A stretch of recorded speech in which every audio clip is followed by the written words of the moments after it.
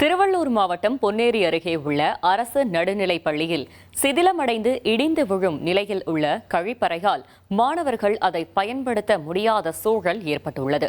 இதையடுத்து புதிய கழிப்பறை கட்டித்தர வேண்டும் என பெற்றோர்கள் கோரிக்கை விடுத்துள்ளனர். இந்த பள்ளியில் சுமார் 100 மாணவர்கள் கிட்ட படிக்கிறாங்க, இருபாலரும் படிக்கிறாங்க. இந்த அரசு பள்ளியில் கழிப்பிடங்கள் ரொம்ப சேதமடைந்த நிலையில் பயன்படுத்தவே முடியாத ஒரு அவலமான நிலையில் இருக்குது. மேற்கூரைகளும் ரொம்ப சேதமடைஞ்சிருக்கு. பசங்க பாத்ரூம் போகும்போது மேலே இடிஞ்சு விழுந்துற நிலையில தான் அதோட இது இருக்குது. வந்திருக்க புதிய அரசு துரிதமாக செயல்பட்டு இந்த கழிப்பிடத்தை மேம்படுத்தி கொடுக்கணும், பள்ளியில் இருக்க குறைகளை நிவர்த்தி செஞ்சு கொடுக்கணும் அப்படின்ற பொதுமக்களோட கோரிக்கையா இருக்கு. இனி செல்லும் இடமெல்லாம் செய்தி.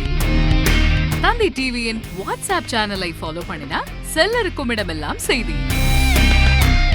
இதோ QR கோட் இப்பவே ஸ்கேன் பண்ணுங்க, ஃபாலோ பண்ணுங்க.